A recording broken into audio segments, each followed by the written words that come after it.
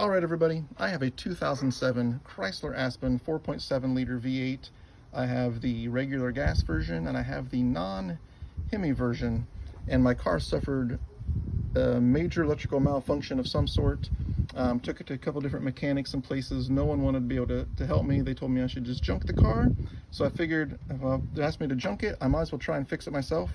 Bear in mind, I'm gonna switch the camera around here just so you can see me. Bear in mind, I don't fix cars. I don't work on cars. This is all new to me. And I was counting on YouTube to help me. And no one has very many videos on this particular version of Aspen. And sometimes not everything's located where you would hope it'd be located, say on the Hemi version. Sometimes they're just not in the same place. So I thought, I better make a video for people like me who have been told junk your car, but you want to give it one last shot. FYI, I have been slowly diagnosing and fixing my car. I hoped I'd done the last fix today. As you can see, I've disconnected the battery to try and reset the computer. But here we go. Some of the stuff I've done is pretty obvious stuff. I'd never done it before, but I replaced all the ignition coils and spark plugs as my scanning device. I just bought a cheapy one from O'Reilly. It was telling me that my number 7 spark plug had gone bad. So I replaced all the spark plugs and ignition coils. Initially, I had replaced all the ignition coils with AutoZone Duralast or Duracraft, whatever it's called. It did not Duralast at all. They ended up all misfiring. I had to replace them with all standard Mopar parts. So my recommendation is that if you can get a Mopar part, do so, because this particular car does not want to play nice with other parts. It doesn't want to get things done. So I've replaced all the ignition coils, all the spark plugs. I replaced the MAP sensor, the MAP sensor, which is this guy right there with the lighter color. I've also replaced the sensor here, which is the ECT sensor, which is kind of what controls or monitors the temperature of your fluids or of your transmission. Actually, not even transmission. I have no idea what it does. It monitors the temperature of the vehicle, the fluids. It was going squirrely. My gauge thermometer was going up and down sporadically in the car. So I replaced that part and it went completely back to normal. And the sensor there, I've replaced 2 of these sensors here on the throttle body, which is the part right here that I'm looking at. I don't remember which one is which, but I ended up replacing the idle control and the throttle control sensors, both of which are right here on the throttle body. Those were really easy to access and really easy to replace. I should say this, everything I've done has actually been really easy. The hardest part was finding the darn places where these things were located, because again, I had no idea, and a lot of the videos I watched, they weren't helping. So this is where the throttle control sensor is, and it is where the idle control sensor also is, both of which have been replaced. Forgot to mention, I also changed out this vapor canister, which is this part right here. And it was also pretty easy to do. It actually just pressure fits in place. If I remember right, there's actually no bolt or screw or anything that holds it in place. It just kind of slips into a groove and comes back out. So I changed that out as well. And that is where it's located. It's just here, right in front of the driver's side of the vehicle. Just right on the inside, underneath this flap. Like most things, it was hard to get to, but it wasn't that difficult to do. So you'll be able to see that I've replaced a whole bunch of stuff. I replaced the oxygen sensors. This particular model, again, I'm talking to someone who maybe was like me 3 months ago and had never worked on a car before. This particular model has 4 oxygen sensors, 2 on each catalytic converter. You have an upper sensor and a lower sensor, what they call an upstream and a downstream.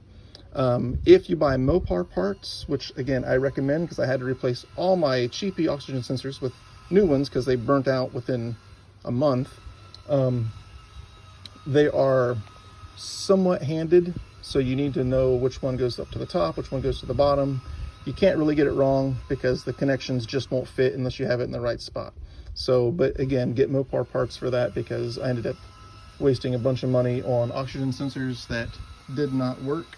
And your catalytic converters, kind of look, let's see if I can get there.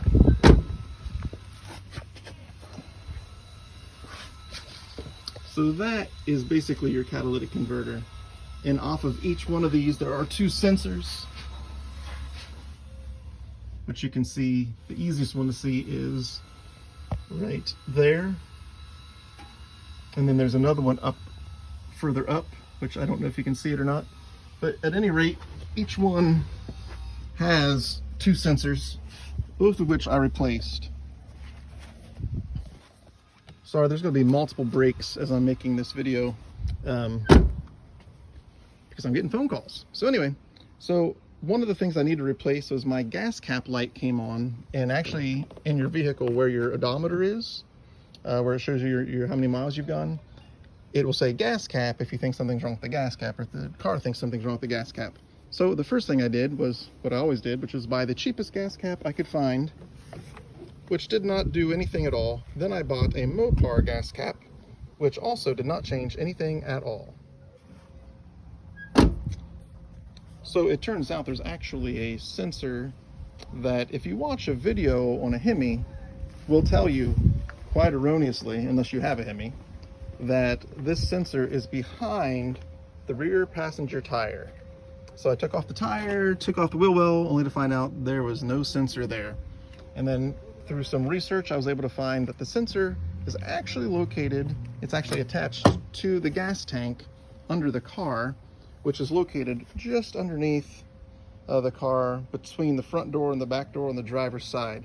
So I'll try and show you, if I can, where this sensor is located.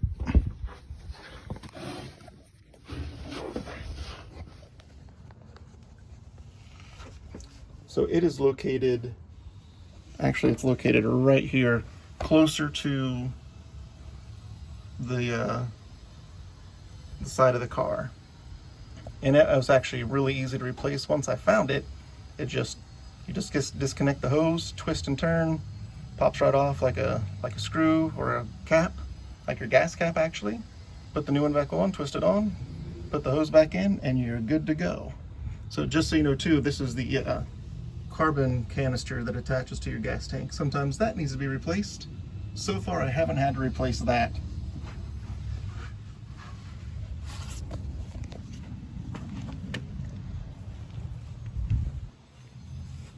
I just remembered that sensor I showed you, it's a module that attaches to the gas tank. It is called the Evaporative Systems Integrity Module. On the Hemi, it's located apparently behind the back passenger tire, but on the 4.7 non-Hemi, it is located right here on the gas tank itself. So if you're looking for that part and you don't know where it is in your car, now you know. The last thing I just ended up replacing was the crankshaft position sensor and the camshaft position sensor. I will show you where those are located. So just behind the passenger wheel, just back there, you can see right there, that is the crankshaft position sensor. It's just above the starter. This one actually was easier. Hemi models, it's behind the starter, so you got to take the starter off. This one is a little simpler than that. And then on the front of the engine, pretty much on the same side, you can see right there, that is the camshaft position sensor. Mine was all corroded with oil, so I bought some sensor cleaner from Walmart for like 15 bucks and sprayed it out and cleaned it, installed the new one. The one in the front uses a 10 millimeter, and the one in the back, the crankshaft position sensor, uses a 13 millimeter, if I remember correctly. So these are all good things to know. Most of everything you change in a car, you can change with a flathead screwdriver and a decent socket wrench. Spark plugs, you got to buy a special adapter. The oxygen sensors, you have to buy a special socket that allows you to go over top of the wires, so you can actually access it and screw it off and screw it on. They sell those pretty much anywhere. They're really handy, and actually they're more than handy. You can't do it really without them. So with a small investment in tools, you can actually repair most things on your car. That, if I'm remembering correctly, you can tell I changed a lot of stuff. And again, I'd never changed anything on a car before in my life, so I patted myself on the back multiple times when I was finished. Hopefully I'm finished with this car. Got to get to be able to pass smog. It's got 220,000 miles on it, so it's had a very good run. And actually up until the incident where everything kind of went crazy, we'd never had a single issue with this car. It's been a very, very good, reliable car for us. And you can tell it's actually still in pretty decent shape considering it's a 2007 and has 220,000 miles. So it's looking pretty good, all things considered. I will add more to this video if I think of anything else. Oh, actually I just did. I also replaced the PCM. So I ordered a remanufactured PCM, and it's actually below here. So you got to remove this plastic piece. First you actually have to remove the windshield wipers, which is a lot of fun. Remove those, remove this. There's a metal bar right here that this rests on. You got to remove the metal bar. There's some trays, and just back here behind it, I don't know if you can see it or not, you'll see one little screw. That is the PCM. That's your powertrain computer module. Mine was acting all kinds of funny. Again, I have no idea what actually happened to the car, but I got a remanufactured one for 300 bucks and replaced that, and was able to do all this myself. And honestly, I couldn't even get a mechanic to attempt to work on the car. So at any rate, if you've got my model of car, or if I have your model of car, these are things that that you'll want to know as you're trying to fix yours. Hopefully I've showed you some things that you weren't able to find anywhere else online. All right, have a good one. Good luck. All right, sorry for the long video. One final thing. So after I'd done all that work, I had another code show up. It was a P013C, which basically meant my oxygen sensors were working, but something wasn't communicating properly, or it was rich to lean. Talked to a few mechanics, talked to a guy that I had just recently made friends with on Facebook who works in the same profession as me, but also is a full-time mechanic. And he gave me a helpful tip for any Chrysler. And this is a tip that he received from a Chrysler mechanic. When you're changing out all these parts, make sure that you use dielectric grease on all the connection points. As soon as I put dielectric grease on all those parts I just showed you, all the connectors, and as soon as I put dielectric grease on it, the check engine light turned off, and I actually just took my car today and passed smog, so yay for me. I know it sounds kind of dumb because you might not even know what dielectric grease is or what it does. It doesn't matter. Use it, because sometimes those connections get loose, and dielectric grease will help secure and allow those connections to connect properly and allow your computer to communicate properly with the rest of the car. So final tip, hope this video is helpful.